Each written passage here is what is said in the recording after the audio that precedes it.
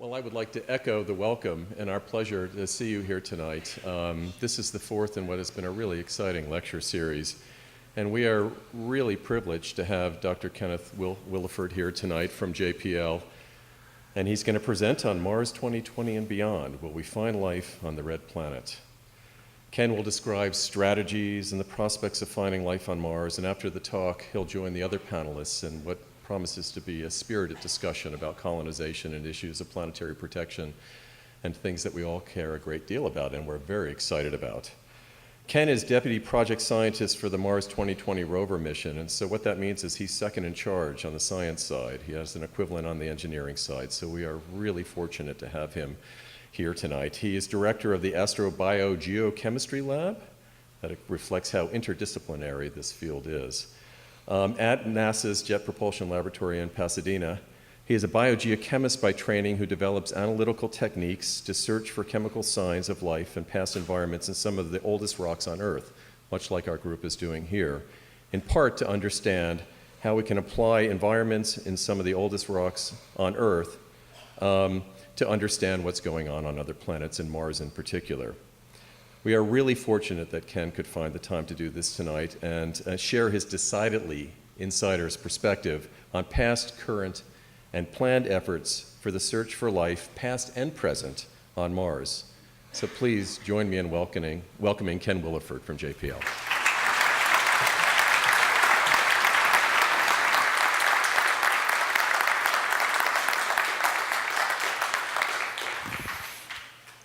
Okay. Good evening. And I've got to follow the water. Start out by following the water here.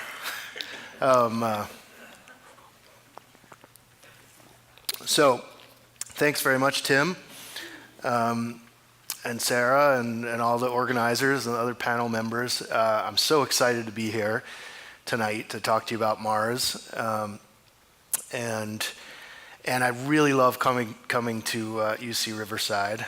I have such great respect for the science that comes out of this place, and there's so much exciting work being done here, and it's great that it's just an hour up the road, so hope I get to come back more often. So let's talk about Mars 2020. So Mars 2020 is the next Mars rover mission. You're familiar with the Curiosity rover. That mission is called MSL, but we have a nice name for the rover, Curiosity. That was the result of a naming contest. And we will have something like that probably next year or so for Mars 2020, but we'll keep we're adamant about keeping the Mars 2020 name for the mission to really keep us on track and launch in 2020, and that's what the 2020 refers to. On these big flight missions, I'm learning, the longer I am at JPL, so much of it is about getting to the launch pad, and that's the stage that we're in now, is trying to stay on track, on schedule, and on budget to make it to the launch pad in 2020, summer of 2020, when we'll launch this great spacecraft that I'll tell you about. But before we do that, I want to give you a bit more general perspective on the planet Mars.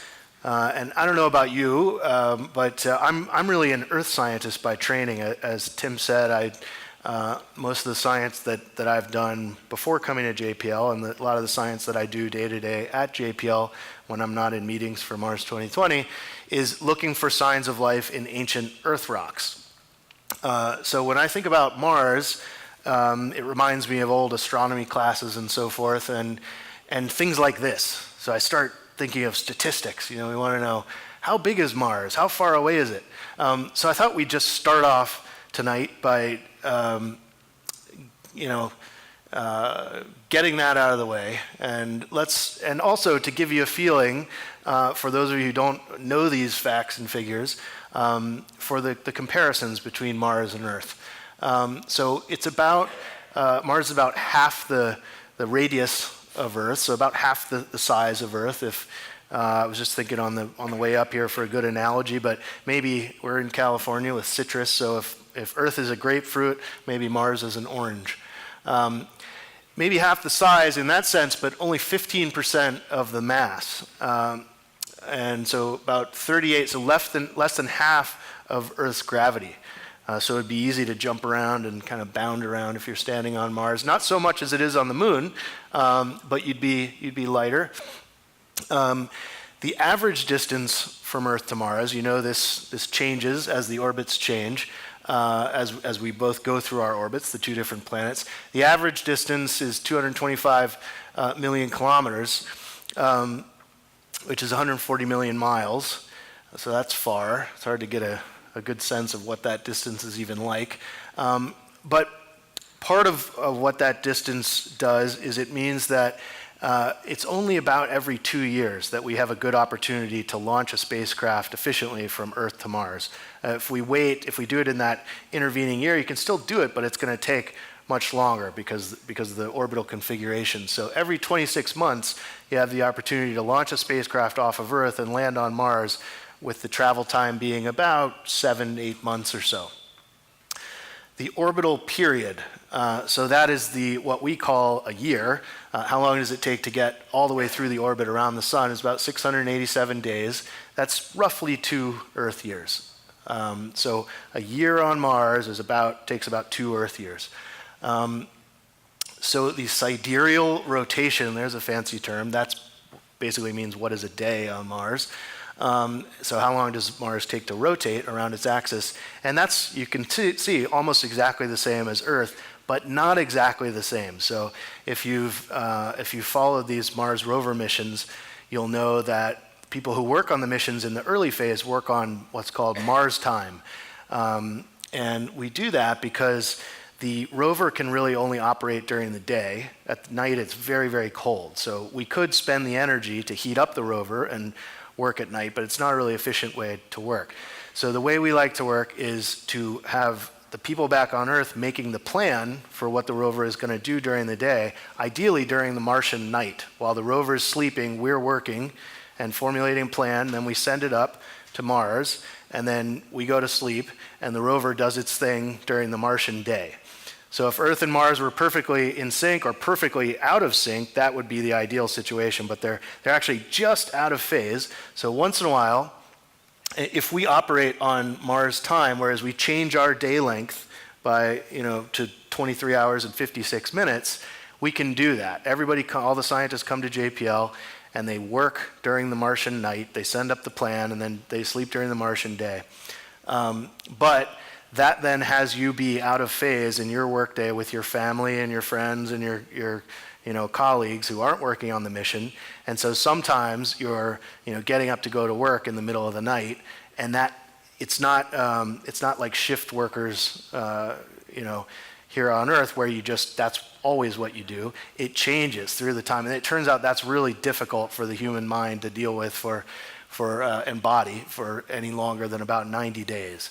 So we have that out of phase Mars time for about 90 days. Then people start to, get divorced or quit their jobs or worse. And so we don't want that to happen. So we stop that at 90 days, and we go into a more normal Earth work day. But then we take a hit in terms of efficiency, operational efficiency, because sometimes we're ready to send that plan up, but it's not the ideal time for the rover to get the plan. That's part of doing business on Mars. So eccentricity. Eccentricity is the extent to which the orbit of that planet is not a circle. So the orbit is almost circular, but not quite. So an eccentricity of 0 would be a circle. And you can see Mars it looks pretty close to 0, 0.09. But Earth is only 0.0167. So Mars actually is significantly more eccentric, elliptical than Earth's orbit. And part of what that means is that the seasons can vary more and can sort of last longer. And Mars has through its history not been as stable in terms of its seasonality over time compared to Earth. And that has implications for life. If life was ever on Mars, the kind of conditions that it would have had to deal with changing through time would have been quite different from Earth. Okay, so we're done with those statistics. Let's move on to things that are maybe a bit more fun. So back to beautiful images on Mars, of Mars. And the question is, how do we know all this stuff? How did we get here? How did we get to have such a gorgeous image of the planet Mars and know all those nice statistics? Well, it goes back further than this, but this is an important, very important development in the history of the study of Mars, and this is Giovanni Schiaparelli.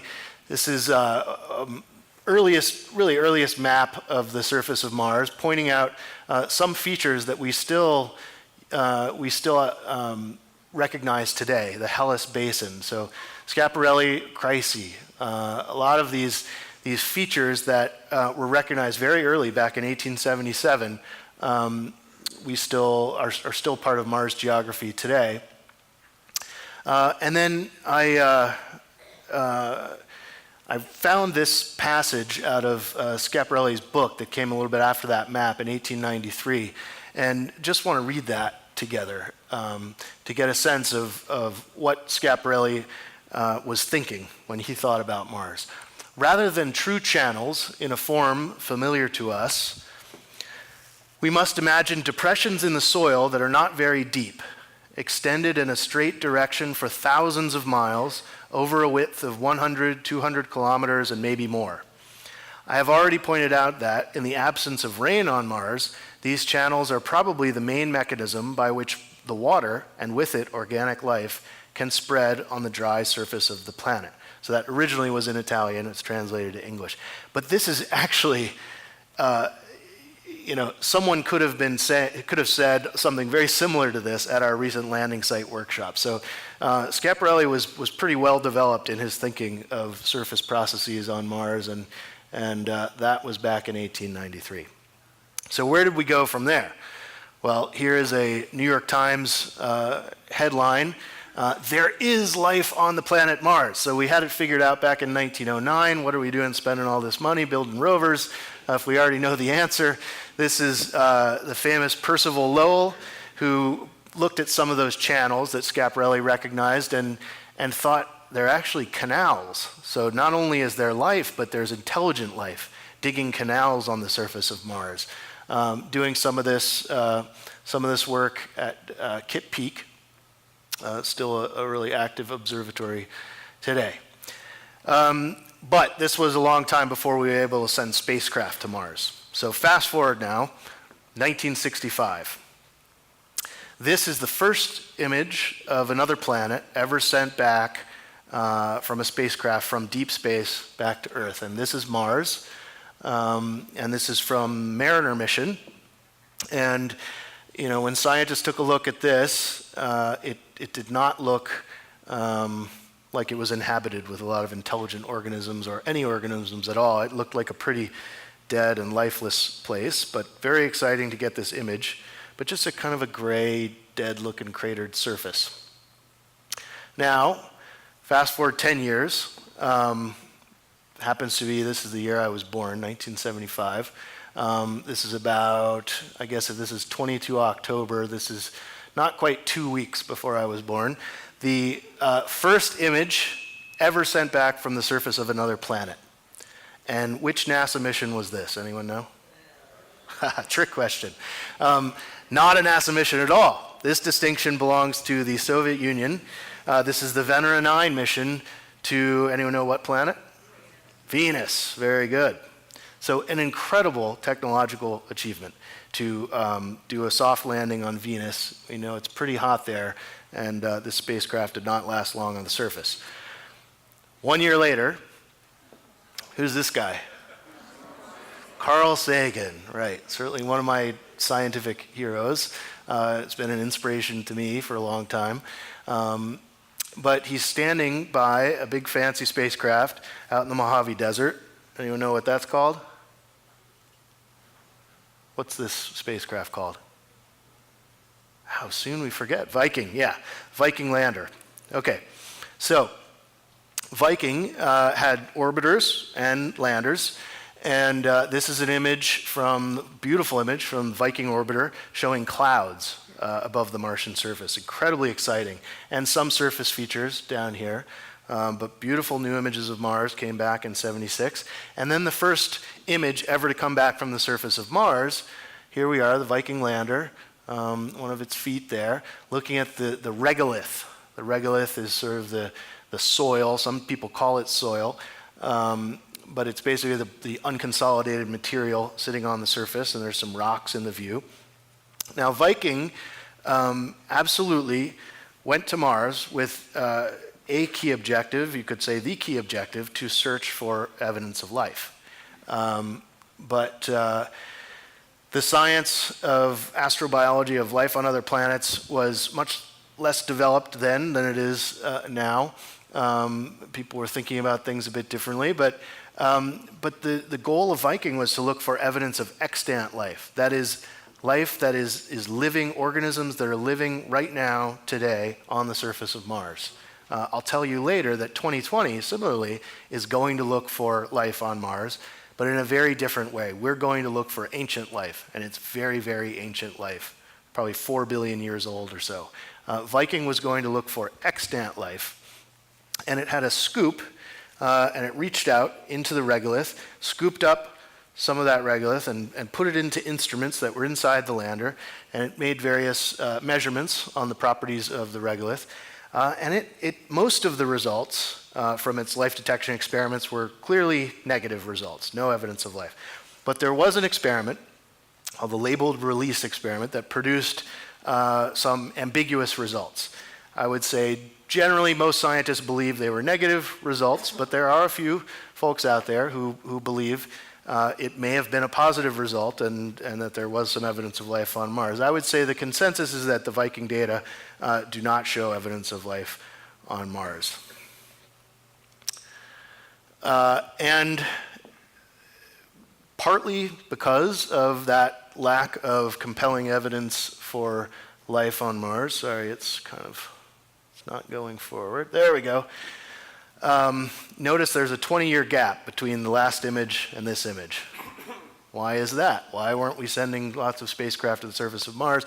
Partly it's because it didn't find much clear evidence of life on Mars with Viking. So anyway, maybe it wasn't as exciting a place as we thought it might be. But then we have this paper that comes out in 1996 with including this image, which has become a very famous image. And this is a picture taken on an electron microscope of a feature observed inside a meteorite that was found in Antarctica by the Allen Hills. It's called the Allen Hills meteorite. There are many Allen Hills meteorite. This one is the Allen Hills meteorite. This is ALH for Allen Hills 84001. So I think that means the first meteorite that was found in the 1984 season of collecting by the Allen Hills.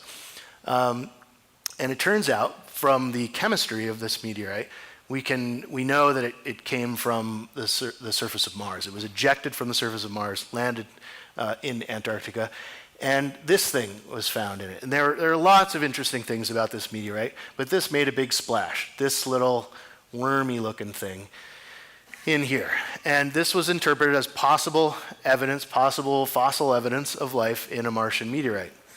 This was very exciting. There was a press conference with Bill Clinton, it's 1996, saying, hey, we found evidence of life on Mars. Very exciting. And in part, this led to the formation of something. We have Penny Boston here, who's sitting in the front, but the NASA Astrobiology Institute. So for a long time, there's been a sort of discipline called exobiology, looking for life outside exobiology.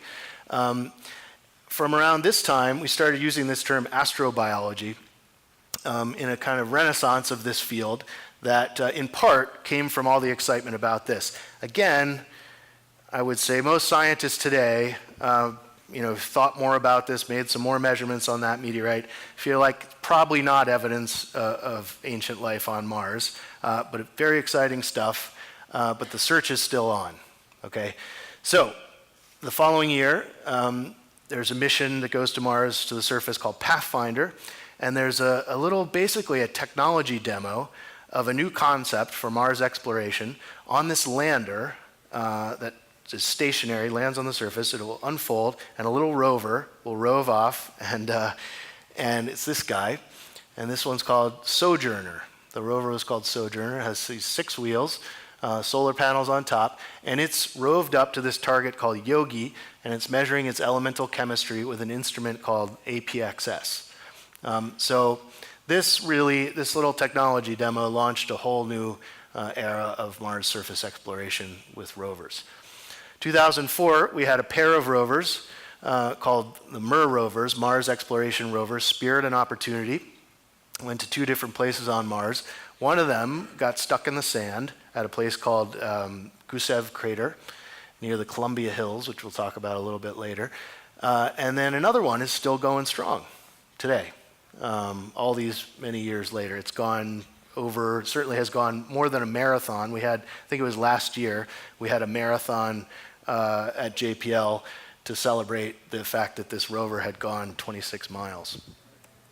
It was designed to last 90 days, or it was designed actually to last longer in a way, but its mission was 90 days, and here it is doing great. So then 2012, this is the year I arrived at JPL, we landed this rover Curiosity, which is sitting here at one of its drill sites in Gale Crater on Mars.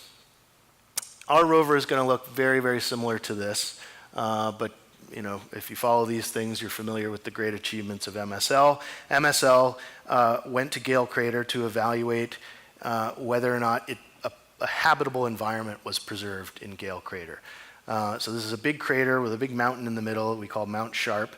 The rover lands sort of a ways away from the mountain, does some exploring, and then roves its way towards the mountain. And the basic idea is to climb up the mountain, and the stratigraphy, the layers, rock layers that make up the mountain, preserve a beautiful record of the transition of the environments on Mars and the climate on Mars and surface processes. So that's the MSL mission. And very early in the mission, exploring this area called Yellowknife Bay, MSL made some great discoveries sooner than a lot of people thought they would, and they found really the first very well-documented habitable environment on another planet.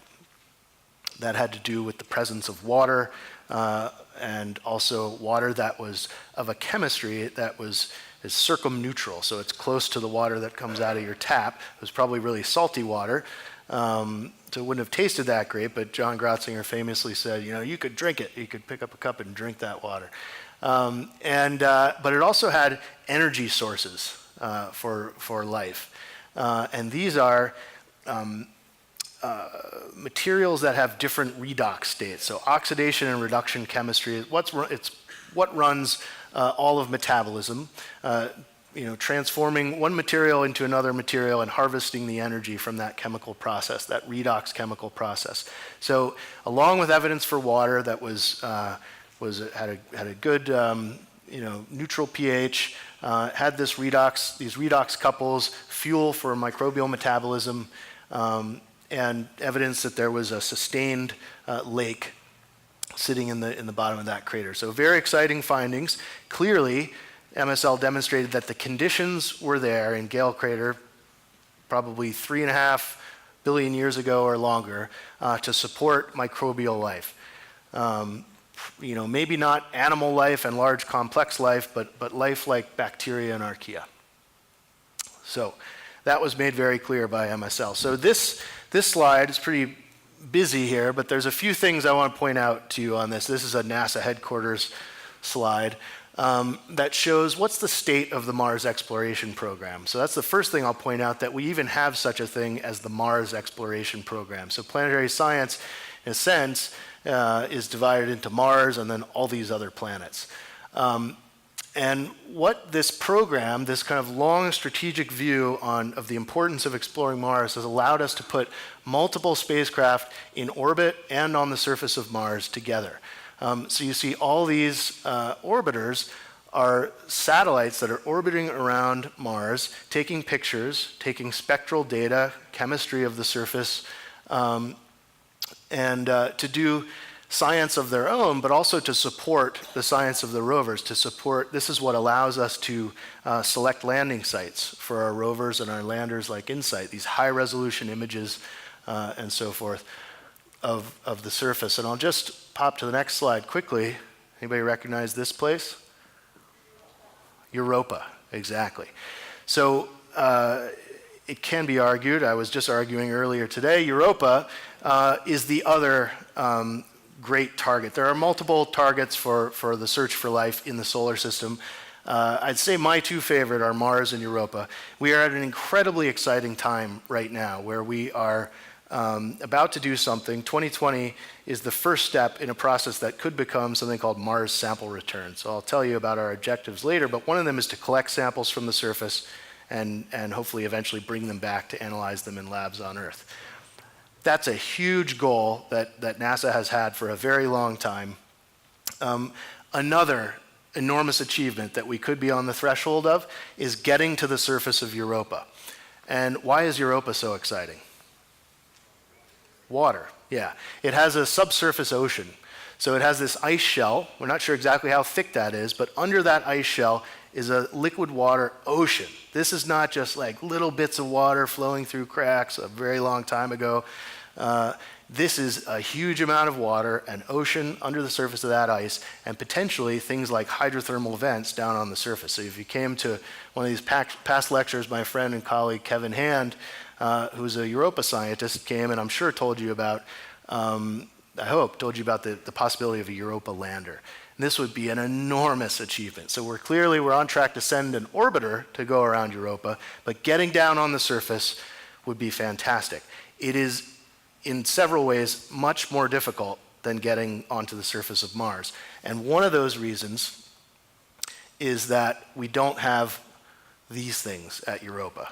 So that orbiter that we are sending would be a great help to a Europa lander, but we don't have the diversity of assets that have been there for a while, really documenting the surface with high resolution images for a long time to allow us to choose that landing site safely, and a landing site that we have very good evidence that it would be good scientifically for our mission.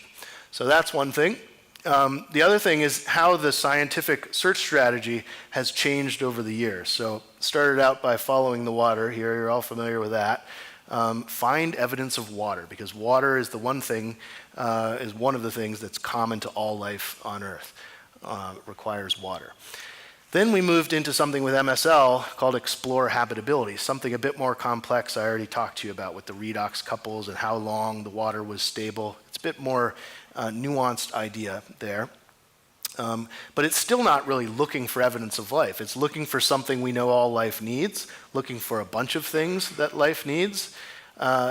Could that environment have supported life? But then doing what I told you Viking was doing, which is looking for evidence of life itself. All right, and I also told you that Viking was looking for extant life, we're looking for ancient life with 2020. And all along the way, everything we do is preparing for human exploration. So this incredibly exciting idea, controversial idea to some, that we want someday to send humans to the surface of Mars and actually get human eyes and hands and feet on the surface of the planet to do science and just to be there as explorers. Okay. So, the Mars 2020 mission. We will launch in 2020, as I said, in summer, on an Atlas V rocket. Sorry, these videos are a little choppy because we're running this over the Wi-Fi network. But this was the MSL launch. So we hope it looks exactly like that, because that went off just great. Hopefully it's not as choppy like that, and it just smoothly flies away to Mars. And then we will cruise, we call it. We're in the cruise phase, and we're all bundled up in this configuration, but stuck inside this capsule. And we're flying to Mars for about 7 months. We arrive in February of 2021. And we do the next step, which is called Entry, Descent, and Landing, or EDL. Okay, and there's a great video, if you haven't seen it, called 7 Minutes of Terror. Not 7 minutes in heaven, 7 minutes of terror. And so Google that, not right now because you'll make the slides even slower, but Google it when you get home and look that up because it's really fun. And this I pulled out of that video, and it shows you our EDL system, which looks crazy to a lot of people. And what we did in the past with the former rovers before MSL is a giant bouncy ball. So raise your hand if you remember that or you've seen that before. Okay, good. Yeah, so you come out of that cruise entry module, and then you inflate a giant bouncy ball, hit the surface, bounce, bounce, bounce, roll, roll, roll, come to a stop, open it up, rove out. That was the model. But MSL is too big and too complicated, and 2020, same thing, to do it that way. And so what we have to do is we come down on a parachute, then this thing detaches, the descent stage, and notice it's on retro rockets. So like landing on the moon or like these landers coming down, firing retro rockets, but we don't want to fire those retro rockets all the way down to the surface because we'd put all that rocket fuel on the surface and we'd spew a whole bunch of dust and pebbles and everything, which would then come right back down and land on the rover and break all the sensitive scientific instruments. So we stop way above the surface of Mars and we lower the rover off of that descent stage on this bridle here, and the wheels come down, and then it just very gently touches onto the surface, cut those bridles, little explosions go off and cut those cables, and the descent stage flies away and crashes somewhere on the surface, and the rover's just sitting there ready to go. So it's a really fancy system. A lot has to work right, but it worked perfectly for MSL, and fingers crossed. So then, the surface phase. We are designed for a 20-kilometer traverse. There's some other words here that I won't get too much into, except for this one, qualified to 1.5 Mars years. I told you one of our objectives is to collect samples for possible future return. We have other objectives which are basically the same as the MSL objectives. So this mission is a little bit like do the same kind of science MSL was doing, but collect a whole lot more samples than MSL collected. And so one of the things we've done is we've said the primary mission, the key first part of the mission is going to take longer than MSL did. But it's not enough just to have it take longer. We actually have to work much more efficiently. It's not that MSL was inefficient, it's that we have to come up with new ways to operate rovers on the surface to do all these important things that we want to do on the surface. And so that's been a really interesting part of the process, is developing how are we going to work together in new ways to run this robot and make hard decisions on the surface. So what are our objectives? Well, we want to get ourselves safely into an ancient environment on Mars at our landing site, and then just start looking around, just like we would as a geologist. This is a robotic geologist. We're looking around, looking at the shapes and textures and colors in our environment to understand the processes that formed the rocks that we see around us and the processes that altered those rocks after they were formed. Why do we care about that other than just basic geology? Well, it leads into this next objective, which is in situ astrobiology, doing astrobiology with a robot on the surface of Mars. The first thing we do is what I said MSL did. We ask ourselves the question, as we wonder what were the processes that formed these rocks around us, what is the environment that these rocks preserve? It's the next natural question is, was that environment habitable? Could it have supported life? So we make some measurements to understand that. Then we take that important next step. We actually seek evidence of past life. And we'll talk more about how we're going to do that in a bit. As we seek evidence of past life, we're particularly looking for parts of the rock or parts of the environment that, if life had been present in that environment, parts of rock that have the right mineralogy, the right chemistry to preserve those signs of life. The signs of life are called biosignatures. So we select locations with high biosignature preservation potential. You can think of these things like fossils. They might be, if we're really lucky, we might find a fossil. It won't be probably a fossil like most of you are used to, which looks like a seashell or a dinosaur bone or something. These are things like bacteria, little single-celled organisms, soft-bodied, just a little cell wall, cell membrane. If we have the perfect right conditions, it's possible to preserve even bacteria as fossils. It's pretty rare, but it is possible. So we could find that, but maybe more likely is just chemical evidence, sort of chemical fossils, a type of chemistry that we can only explain by the past presence of life. Okay? We will look for that evidence of past life and then choose those areas that have the best biosignature preservation potential and go and sample them. So we're bringing with us, our rover has a drill out on the end of its robotic arm, just like MSL does, but a key difference is that the MSL drill makes powder. So it generates powder, and it pulls that powder up into the instruments, like I told you Viking did with its scoop, pulls that powder from rock that it drilled up into scientific instruments inside the rover and makes measurements. We work differently. Our drill makes rock cores.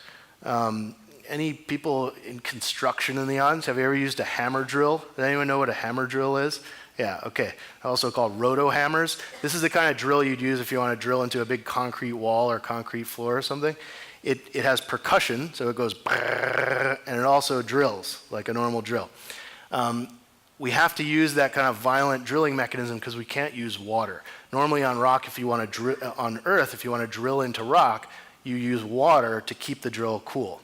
But we can't do that, so we have to have a more efficient way of drilling, and that percussion breaks up the rock before we drill into it with that motion. And so that's how our drill works, but we don't make powder. We do make some powder, which goes around the outside of the hole, but the key thing is it's a hollow drill bit, and we make a core.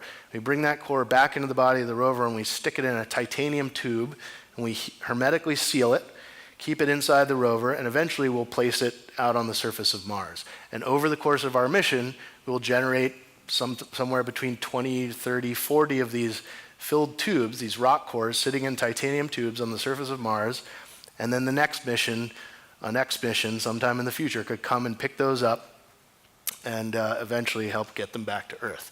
So that's the returnable cache. Again, everything we do in some sense prepares for human exploration.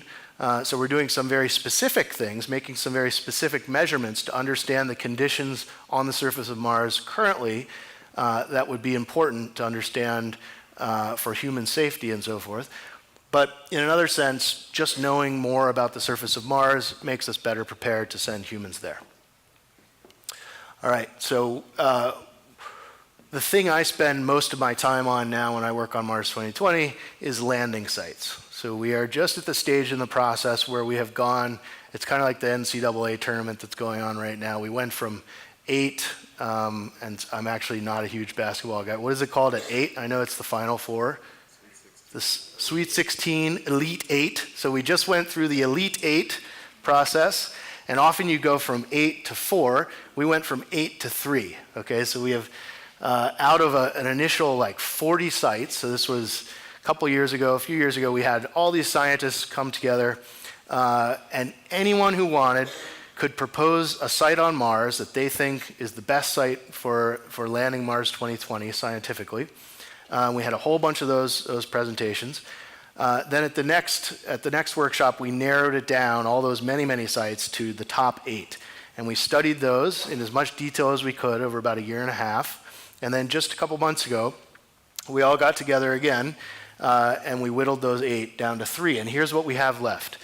And these 3 sites are very interesting because they represent 3 key types of environments that we think might have preserved life on ancient Mars. And they all have very ancient rocks, like all older than 3 billion years, most closer to 4 billion years.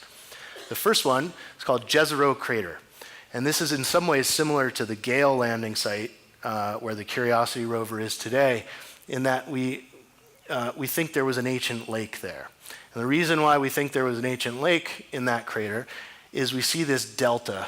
And if you've ever seen pictures, of the Nile Delta from above or the Mississippi Delta, it has this sort of triangular pattern here. And here's the river that would have, this is sort of the equivalent of the Mississippi River flowing in here in the Mississippi Delta. And the delta there is what happens when you have a river flowing into a standing body of water. All that energy of the river kind of slows down and it dumps the sediment out in front, right? And that dumping the sediment further and further out into the standing water produces this delta. So we think there was a standing body of water here. We have minerals that we know form in the presence of water. So that's Jezero. Northeast Syrtis, very different environment. It's the oldest crust on Mars that we think we have access to with this mission.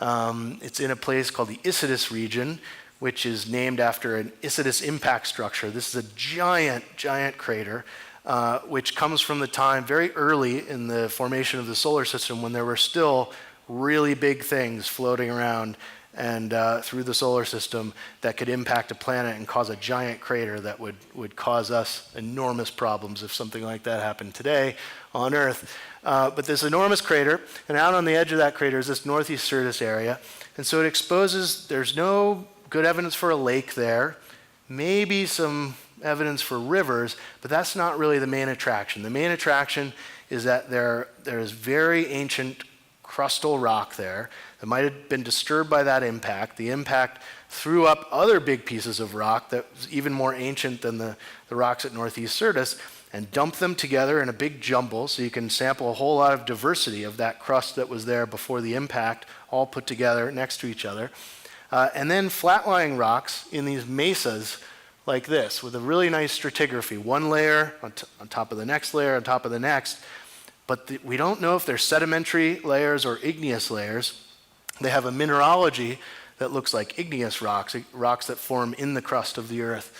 But we can tell from their mineralogy that they've been altered by water. So water was flowing through those rocks a very long time ago, and we know from work that's happening on Earth today, we are organisms that live on the surface of the Earth, and most of the life we think of, coral reefs and forests and all the life that you typically think of, surface life. There's a whole different kind of life that lives in the subsurface, the deep biosphere. So this includes organisms that live deep in ocean sediments, but also inside rocks. So along fractures in rocks, there's water flowing through fractures, and there are bacteria and archaea, little microbes that live in the subsurface. And we think the subsurface on Mars might have been the biggest and longest lived habitable environment on the surface of Mars, because the conditions on the surface, even though there might have been water there and a delta and a lake, they were still pretty harsh compared to Earth's surface conditions. And it might have been that the subsurface was kind of the sweetest habitat on Mars. And that is what we'd be exploring mostly at northeast Syrtis. The third one is Columbia Hills, and I mentioned this already with the Spirit rover stuck in the sand. This is where Spirit got stuck in the sand. And it got stuck in the sand while it was exploring these things like this, these little silica structures that look like little tiny fingers. And silica does a good job of preserving ancient signs of life on Earth. This is when I told you about the bacterial fossils. They're often preserved in silica, in a rock called chert. This is not chert. This is, we think, comes from a hydrothermal system that flowed through cracks. And this is now not the organisms living down in the cracks in the water, but where that water, that hot water, comes out, bubbles out on the surface. Think Yellowstone. Something like Yellowstone. This may be, these deposits that Spirit looked at may represent an ancient version of something like Yellowstone. It might or it might not. We're not sure. And so we're doing a lot of work to evaluate the science that was done by Spirit and the science that's being done currently to evaluate other Earth analogs for that. So it's a very hard decision, but a very important decision, partly because of the possibility of Mars sample return. So 2020 will go to whatever site we pick, but if things work out and we're successful and we collect that set of samples and NASA chooses to do it, we would send the next mission, the next rover mission, back to this same landing site and collect those rocks and potentially even missions after that. It becomes a very important place on Mars, like no other mission has done before. So this is just a drawing of what our rover will look like. It's very similar to the Curiosity rover. I've just pasted it onto a picture from MSL here. But one of the things that's different is we have a much bigger turret. This is the thing that we call the turret. So basically there's the body of the rover, 6 wheels. All the Mars rovers have had the same basic mobility system, these 6 wheels that move independently of each other. And then this thing, which is called the RSM, the remote sensing mast. So we have a mast with scientific instruments up on top. Then we have a robotic arm that has scientific instruments and the drill out on the end of that arm. So now I'll tell you a bit about the individual instruments that we have with us. So it says here we're a robotic field geologist. And indeed, that's what we are. So let's start with MastCam Z. So we had an instrument on MSL So in all of these, I think you've probably already realized the yellow bits are the different parts of the instrument. And you'll notice that each instrument has different parts usually that are distributed around the rover. And that's because we often have the kind of key elements of the instrument. In this case, it's 2 cameras, which are associated with other stuff like electronics. So we put the little computer for the instrument down somewhere else. And then often we'll have a calibration target for an instrument, something on the rover that the instrument can look at to get itself calibrated. That's Mastcam Z. So we had, this is for that first stage of the mission when we get, it's for the entire mission, but particularly that first step where you get into a new environment, you look around, you look at the colors and the textures and the structures around you to start to understand how that environment was formed, how those rocks were formed and in what kind of environment. So it says here, improved stereo zoom camera. Improved compared to what? Well, improved compared to Mastcam, which was not Mastcam Z, but Mastcam was on MSL, and it was 2 cameras that were not zoom cameras. This was sort of one camera that was a wide-angle lens, one camera that was like a telephoto lens, or all the way zoomed in. And so this allows you with one eye, these are the scientific eyes of the rover, with one eye to take a big wide-angle view, and the other eye to zoom right into something, really far away. Or you can make stereo panoramas with both eyes, and like we have, stereoscopic 3D vision, you can reconstruct 3D images from this. The zoom feature gives us much more flexibility. You can imagine if you want to take a big wide-angle stereo image, you take a relatively few images with that wide-angle lens, but you have to put many, many, many images with the telephoto lens. We can choose to do 2 eyes zoomed out or 2 eyes zoomed in. So we're excited about this. This is the kind of beautiful postcard we can expect from Mastcam Z. This is from Gale Crater. And these are the rocks that we should all be excited that our Curiosity rover are about to go explore. So much interesting stuff yet to explore with MSL and Curiosity.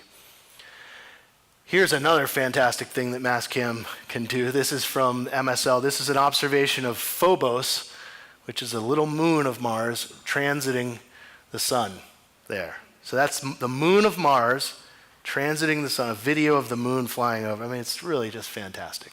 So Mastcam doing astronomy. So next instrument, RIMFAX.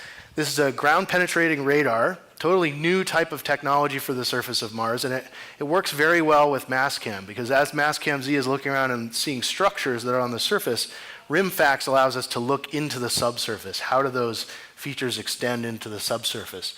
Because it's a ground-penetrating radar. So here's our little trusty rover driving across the surface where there's a bunch of things in the subsurface that we don't see until we look with RIMFAX.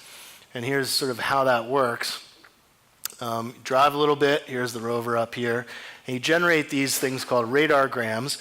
So these are maybe rock layers that are down in the subsurface, and we can start to see those patterns that are below the ground that we're exploring, and we can think about how they correlate to features we see on the surface. And that partly allows us to look very far away and say, I wonder if that thing over there is related to this thing through some feature in the subsurface. So this is very useful for geology.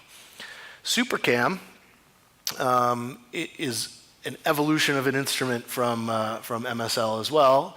That instrument was called ChemCam, and SuperCam has a laser, which is fantastic. So it's basically a telescope. So it's the big kind of single eye that's up on top of the RSM, looks like a big eye. And that thing is a telescope that takes telescopic images of things far away from the rover, or high resolution images of things up close, high magnification images, things up close. And in the middle of that telescope is a laser. So if it's looking at a target, maybe about as far away as that table, the range of ChemCam for the laser analysis is about the front of the table to, maybe over the other side of the room there. But it takes a telescopic image, shoot a laser at the rock, and so here's the target, the telescope image before shooting it, and here's after shooting it. You actually make little holes in the rock, shoot the laser at the rock, generate a plasma, and use the telescope to take in the light of that plasma and use a spectrometer inside the rover to measure the elemental chemistry of the rock by the properties of that plasma. So that technique is called laser-induced breakdown spectroscopy. That's what ChemCam did, and that's about where ChemCam stopped. SuperCam goes beyond that, and one of the things is it will have a color telescope instead of a black and white telescope like ChemCam had. But this is a rock with little crystals in it, observed on MSL, and this was made by combining a ChemCam image, which is black and white, with a MassCam image, which is color but lower resolution, but that's where they get the color. But we'll get these images straight up. And then the other thing we can do is shoot down into borehole. So this is actually a hole made by the rover, the drill on MSL. And these little spots right here, hopefully you can see them, are laser shots. So Roger Wiens, who's the lead of ChemCam, when he gives talks, he has this great little example. He takes a dime out of his pocket. The dime is the diameter of the drill hole is about the size of a dime. Throws it out on the stage and tries to hit it with his laser pointer to show, how incredible this really is that we can do this on the surface of another planet. So we use that LIBS technique I already described for you, but we have two very important other techniques. One is called Raman, and LIBS allows you to measure the elemental chemistry of a rock. Raman allows you to measure the molecular chemistry of the rock. It's how do the molecular, the bonds in that sample, how do they vibrate or rotate or move around and absorb energy? It uses that process to measure the molecular chemistry, which in rocks is often mineralogy. So that crystal chemistry inside the rock, we get information about what minerals make up that rock. And if there's enough of it, we could detect organic matter with ChemCam. But we have another instrument on the rover which is much more sensitive to the detection of organic matter, and that one is called Sherlock. And I wanted to show you this first because it's a little more basic, but here's Watson, which is a subsystem of Sherlock, which was added after Sherlock was first put on the rover. So we have Sherlock and Watson. Watson is the camera part of Sherlock. And here's one of the great things that Watson will be able to do. Watson is basically a reflight of an instrument on MSL called MALI, which was the Mars Hand Lens Imager. And because it's out on the end of the arm, it can do what you do with the camera out at the end of the arm, which is take selfies. So uses MALI, takes these beautiful selfies of the rover.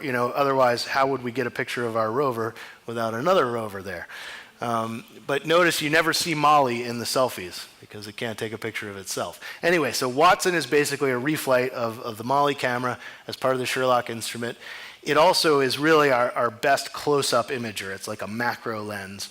So it's incredibly flexible. It can focus out to infinity, but also take really nice images from just a centimeter or two off the surface. And this is one of my favorites. So this is at one of the sand dunes that MSL has been exploring.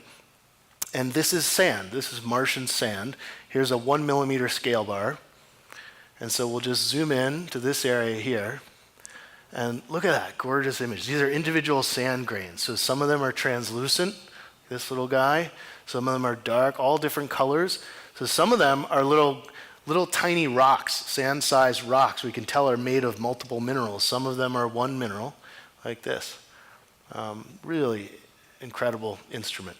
It's probably my favorite instrument on MSL. I shouldn't say that, but it's just gorgeous. So Pixel is another instrument out on the arm. And what Pixel does is measure elemental whoop, I actually just flashed right through that. So I think the structure here, we say Pixel and Sherlock are both out on the end of the arm. And we use them together as a team to do a new kind of science on the surface of Mars. And this is in situ chemistry, spatially resolved chemistry, so chemical mapping.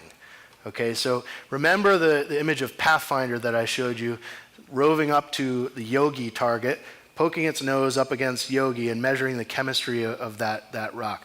We had a similar instrument to that called APXS on Curiosity, and that you just set down on a rock or set a little bit up off the rock, and it gives you the bulk elemental chemistry of an area about that big. It averages the chemistry across an area about that big. What Pixel and Sherlock do is over the same area, they take a very fine beam and raster it, move it across the surface, and actually make a map of two different kinds of chemistry.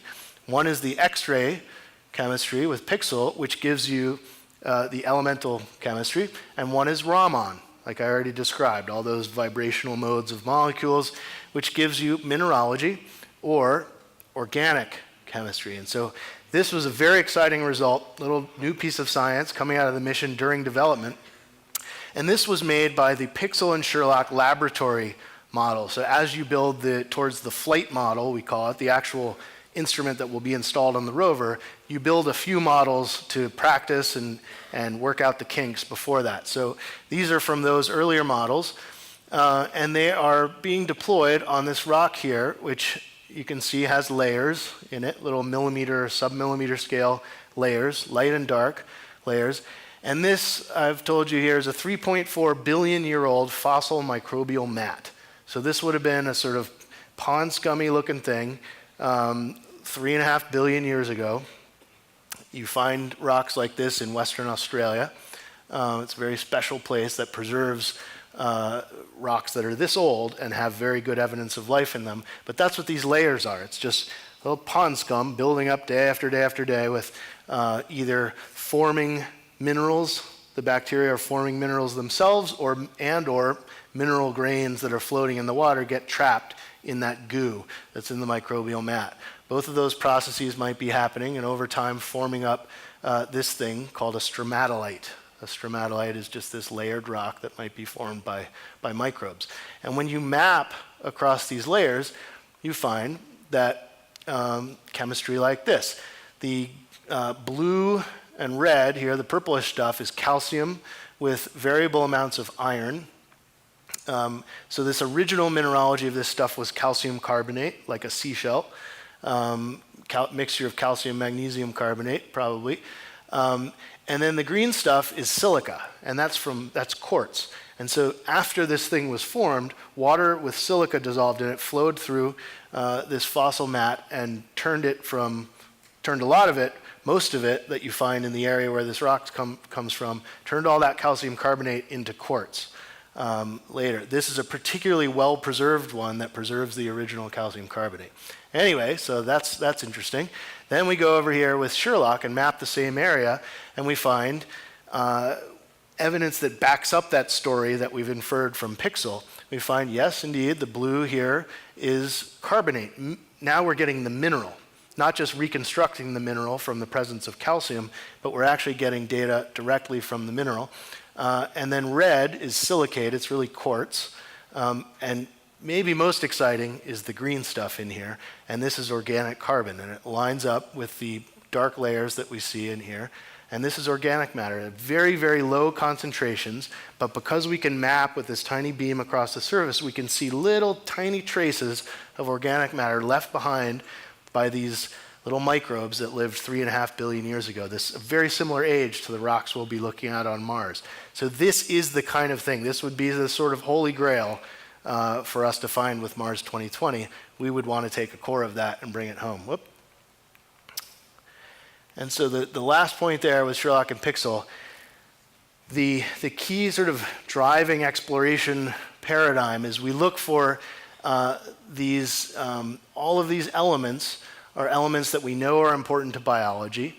These minerals are minerals that we know form in the presence of biology, and it's finding distributions of those biologically important elements and minerals that are distributed in a spatial pattern that suggests past life.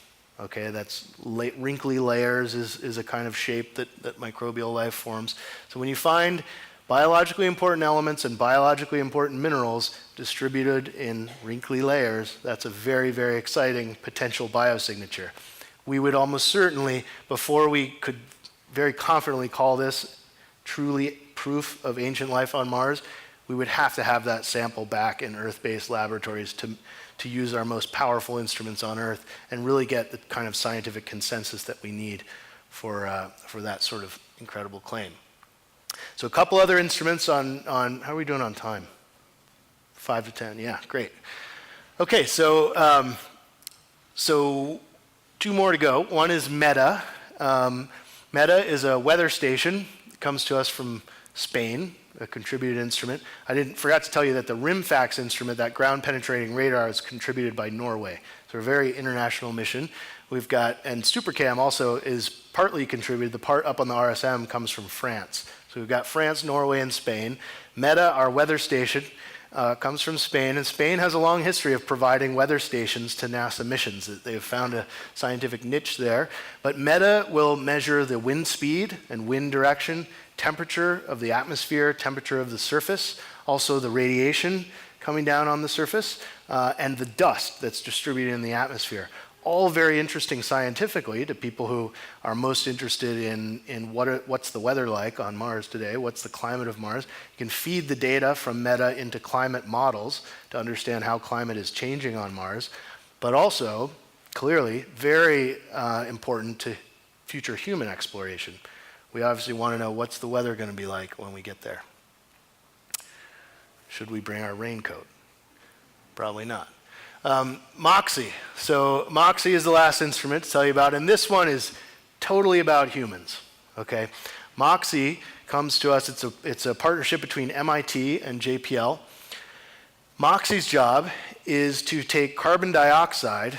Most of Mars's atmosphere is composed of carbon dioxide, but there is precious little oxygen in Mars's atmosphere. Take carbon dioxide and use a technique called solid oxide electrolysis to convert carbon dioxide into carbon monoxide and oxygen. So you break that CO2 bond, generate a CO and an O, and then another O, and then they combine together to form oxygen. Why would we want to make oxygen? To breathe. Yeah, to breathe. That's one reason. Any other reasons?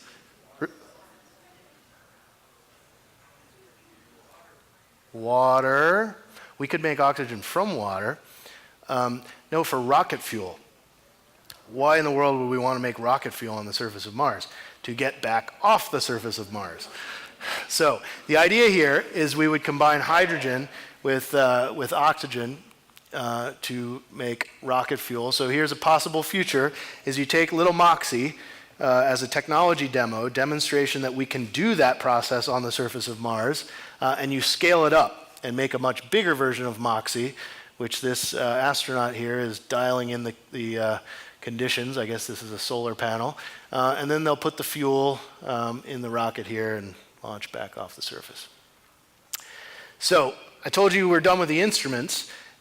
We actually call the instruments investigations because it is a physical instrument, it's a scientific instrument, but it's surrounded by a bunch of scientists who actually want to use the instrument to do something. That's the investigation. So we actually refer to them as investigations. We have all those investigations that are associated with instruments. We have one investigation that is not really directly associated with an investigation. And this is a new kind of investigation for Mars science, and it is called Return Sample Science, RSS. And this will be a team of scientists who their main job is to, as we do the surface mission, to advocate for the interests of the future scientists who would work on the samples that we collect if we bring them back. Okay, so these are scientists who use techniques to look for ancient life in rock samples, people who try to understand how a planet formed and evolved by making measurements of rock samples, particularly people who have a lot of expertise in doing a lot of excellent science with very, very little sample, because we're going to not have all that much sample when it comes back. Each one is 15 grams. Okay, each sample is 15 grams on average, and it's about the size of a golf pencil, if you want to think about what the size of samples we're collecting. So we'll bring back, we hope, about 30 of those 15-gram samples. So part of the job is to advocate for the interests of those scientists of the future in which samples we collect, how we go about collecting them, what data do we get about the rocks that the samples came from, all that stuff. So that's RSS. And just a little bit, as we finish up here, just a quick note on a possible architecture for Mars sample return. So the idea here is we launch, we get Mars 2020, we could draw a line through here, around this. This is what we know we are planning to do and what we are currently funded to do. All this other stuff is stuff, I hope we get to do someday, but is not currently on the books with NASA. So this is all just possible. We launch, we do our science, get our samples, fill up our sample tubes, put them on the surface. Then, one other thing has to happen. We have to launch another mission, which is an orbiter. That orbiter, and then we have to launch another mission, which is the tube retrieval, the sample retriever rover. That's a little rover. There's two ways you could do this. One looks like this, where you land and you have a rocket, a launch pad, kind of like Pathfinder, with a lander, but the difference is there's a rocket with the lander. This thing is called the MAV, the Mars Ascent Vehicle, and a little rover that roves out, picks up our tubes, brings them back, sticks them in the rocket launches, goes into orbit around Mars, and it pops out of the rocket, out of the MAV, and becomes this orbiting bowling ball that just orbits around Mars, ready to be picked up by the sample return orbiter. So you'd have to dock with that orbiting sample, break off, fly back to Earth, land on Earth safely, we hope, and go to a building like this, which would be the Mars sample receiving facility, where we would do the initial bits of science that we need to do to understand those samples.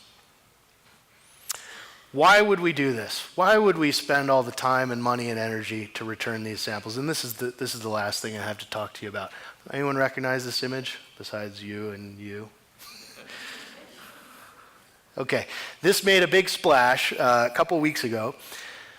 This is the latest in a long line of claims for the oldest fossils on Earth. Okay, and these are very unique, and they're very exciting in a certain way because it's a type of fossil that could have formed on Mars. These are fossils made of iron oxide minerals. There's a tiny bit of organic matter in there, but most of it is gone. These are incredibly old rocks that have been metamorphosed to a degree that we wouldn't expect fossils to be preserved on Earth. I could go on and on about these. That wasn't the plan. But just to say that there's a long history of finding something very interesting in a very old rock and saying, I think this was produced by life, and in fact, it's an old fossil of a bacterium. And then to start a huge argument that lasts for decades, and takes a long time and a lot of energy, a lot of back and forth, a whole lot of the best kind of scientific instruments that we have on Earth, bringing to bear on these rocks to make new and better observations to try to understand, is it right? Are they really fossils? Were they really produced by life, or are we just being fooled? Are these just a fortuitous, they kind of look biological, but really they were formed by some abiotic process, just a geologic process. The same thing will happen if we find potential biosignatures on the surface of Mars with a rover. Okay, does that make sense? I mean, we would find some wrinkly structures in a rock. Maybe they have some organic matter in them. We would argue till the cows come home, and longer than that, about whether there was any way to produce those things without life. So what we would have to do to really conclusively address this question of, are we alone? Have we always been alone?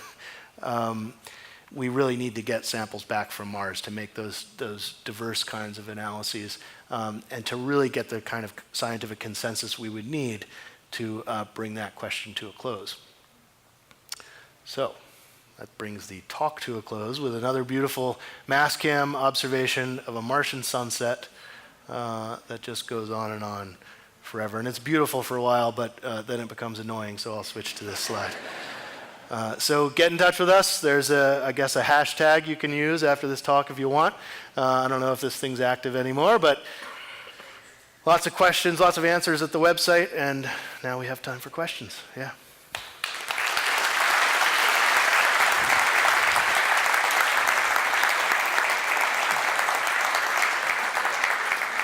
I don't know about the rest of you, but I feel privileged to get that perspective that very few people in the world could provide. Thank you so much, Ken. I think what we're going to do is save the questions until after the first wave of panel. And so there will be an opportunity to ask Ken very specific questions, but in the spirit of efficiency, can the panelists go ahead and come on up here? And Ken, if you can go and have a seat, maybe at the far end. So what a fascinating group to have assembled. And so here is the framing set of questions. What I'd like to do is ask each of the panelists to share with the audience your excitement and concerns about human colonization of Mars. In doing so, I hope you will consider the possibility across the full spectrum. On one end, there are already plans for small-scale, short-term operations focused on science exploration, as Ken just shared with us. And those are constrained by strict planetary protection issues. So it's actually very difficult in many senses to go to the most appealing targets because we don't want to contaminate Mars. On the other end of the spectrum are dreams of full-on, long-term, even permanent colonization a la Elon Musk.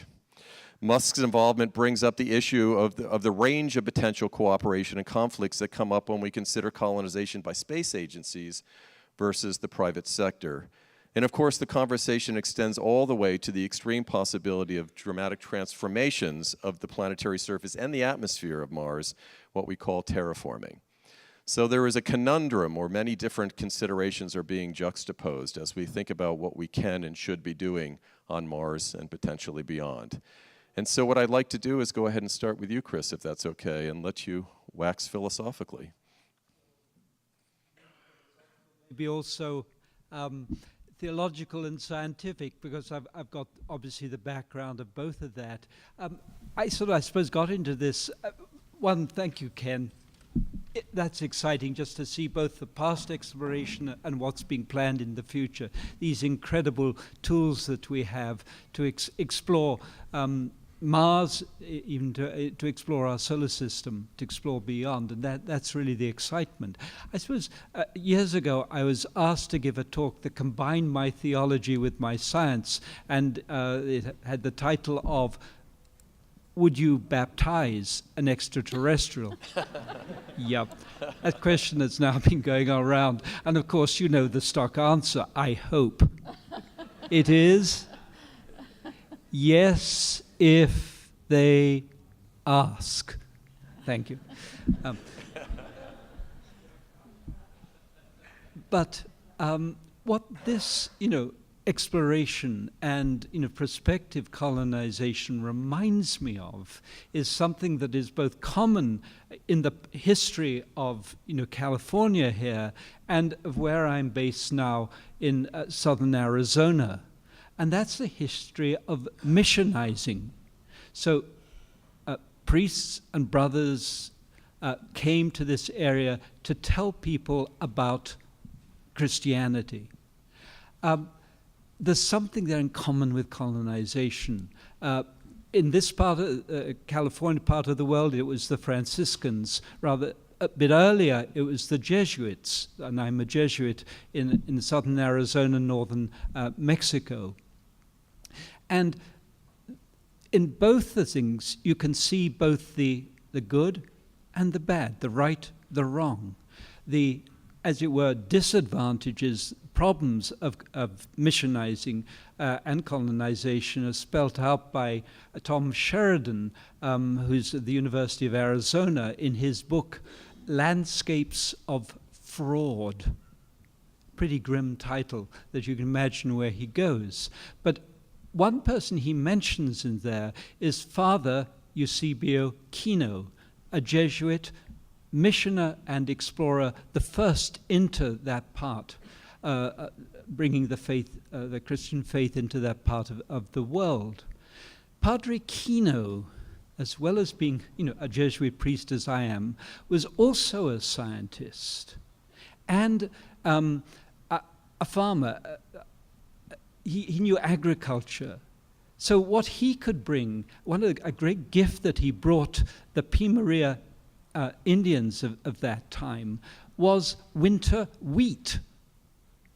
There's a period in that part of the world, maybe well here in the desert, which is between the winter and the rains coming in the summer. We have the monsoons, as they're called, in southern Arizona. And that very dry period was a time of starvation for the Pimans at the time.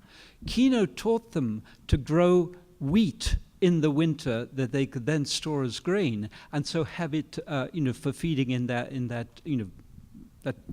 difficult time. So a wonderful thing he brought. He also brought with his astronomy, and so I'm an astronomer and resonate with this, the ability to make maps, good maps of the area. Indeed, he found through his map-making exploration that California was not an island. You may think it is. It's not. It's attached to the rest, and that obviously opened up all kinds of possibilities, including De Anza's exploration to found San Francisco. So wonderful things that Kino brought. What he is currently remembered as among the descendants of the Piman Indians, who are now called the Tohono O'odham, he is almost a member of family, as if he'd walk in to their house and be known and remembered and welcomed. And that's the sense that the missionizing, that he and his followers, companions did at that time. And I'd certainly hope that, whoever we find, the aliens on Mars, or your imaginations may do that, may have that same, sense of the history of the first explorers, if they're human explorers on Mars, as do the Pima Indians today of Padre Kino and his companions.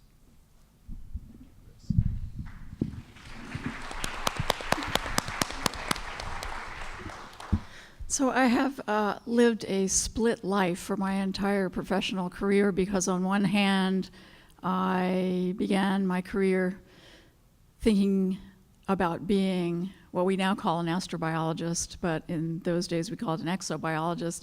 When I was 8 years old and I read a little article in My Weekly Reader, which were little newspapers that kids of my generation had in school, and probably a lot of you folks of my generation did too, and there was a tiny little article by Carl Sagan talking about life on other planets and exobiology, and right next to it was a little article talking about the search for extraterrestrial intelligence by the great Frank Drake, who is just about to turn 87 years old, and his equation for figuring out whether or not there was intelligent life. And so I was, well and truly hooked and cross-trained in many different sciences, and prepared myself to work on that.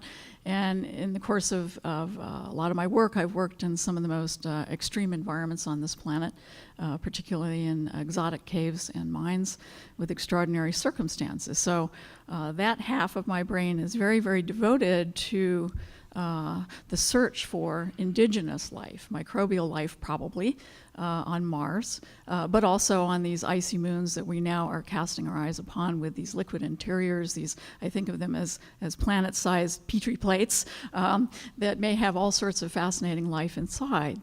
On the other hand, as a young undergraduate, I co-founded a group then called the Mars Study Project, which eventually became the Case for Mars, which then became the Mars Society. And that whole effort is devoted to the human exploration of Mars. And so my heart is split between both of these fields, and even though one can pursue them both, there are conundra that are involved in the two of them.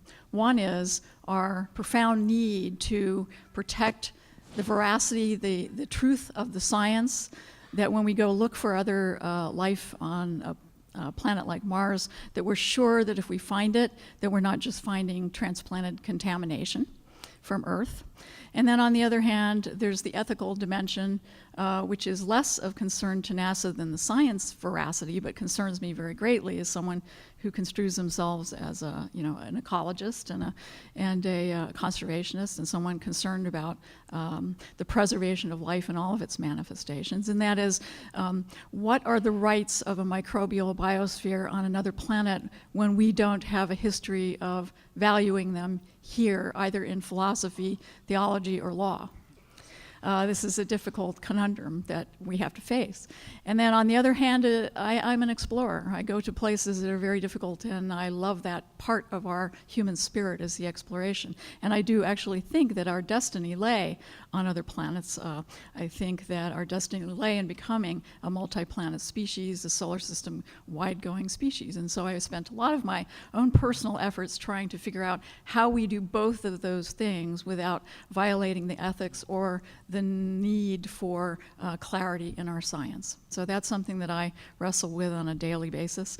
Clearly, NASA is devoted to both of these things. I represent, of course, in my current role, our search for indigenous life on other planets, but also NASA has the expressed desire and plans to go forward into the future and perhaps emplace early expeditions containing humans in the 2030s. We know that there are private space enterprises that are that have articulated aspirations to do that sooner.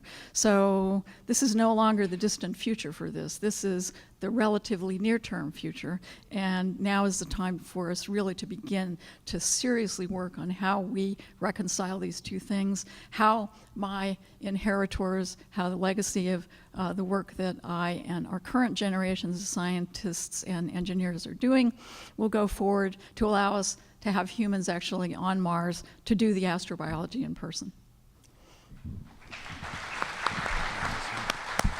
Maybe I'll use this Oh, one. you've already got that. Eric. Hey, so what has value?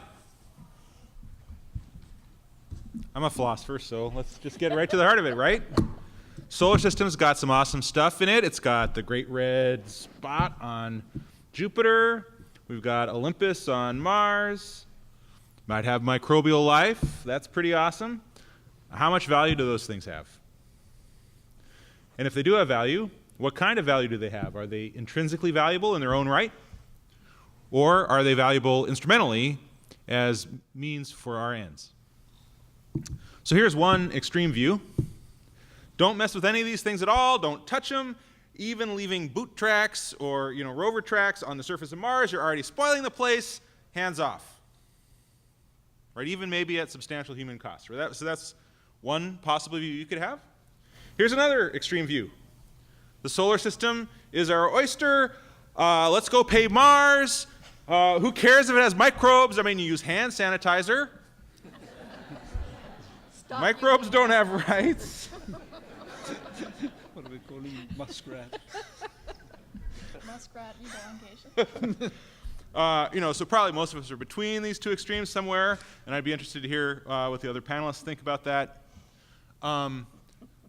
There's a bunch of hypotheticals that would be interesting to consider. I won't raise them all because that would be too much, but let's just toss out one. Let's suppose we find like a meter-sized patch of actually currently living microbes on Mars, right? It would be awesome if we could take a rover, put our scoop in it, take some of it, burn it, right? Sample it. Now, of course, we've now interfered with that little ecosystem. For all we know, that might be the only patch. Even if we just land the rover there, it could cast a shadow on it. It could vibrate the soil and disrupt that little ecosystem, right? So there might be a small risk. How much risk are we willing to take? What percentage of this ecosystem, what risks would be reasonable to inflict on it? I'm inclined to think we should be very cautious. Now, zero interference is probably too high standard, but here's one reason that I think we should be cautious. Humans are, I suspect, a briefly existing life form. I think it's a reasonable conjecture, especially technological humans. I think it's a reasonable conjecture that in 1,000 years, we won't be here. Right? We will either be extinct or we will have been replaced by either natural beings that we helped create, maybe through advances in biology, or artificial intelligent agents. Right? Those beings might have very different kinds of knowledge, very different kinds of values. If our temporary species messed the place up too much, then a small type of creature would have done damage to something very big. So I think that's one reason to be very careful about our scoop. As for terraforming, here's my guess. By the time that the terraforming would be complete, human beings no longer exist as a species. So that would be a project to leave for whoever follows us, if anyone.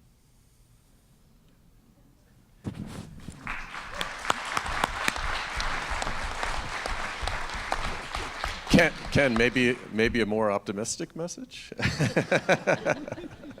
I appreciate the honesty, though. About, like, you know, they're like, yeah, you know, let's move to, like, you know, so hey, like, so Neanderthals. Close to the mic, please. Oh, yeah, so like Neanderthals, I'm sympathetic with Neanderthals. I've got more Neanderthal DNA than 99% of the population, right?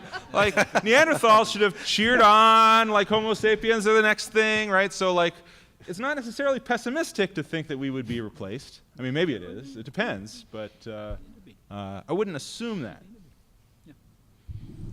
Ken. Okay.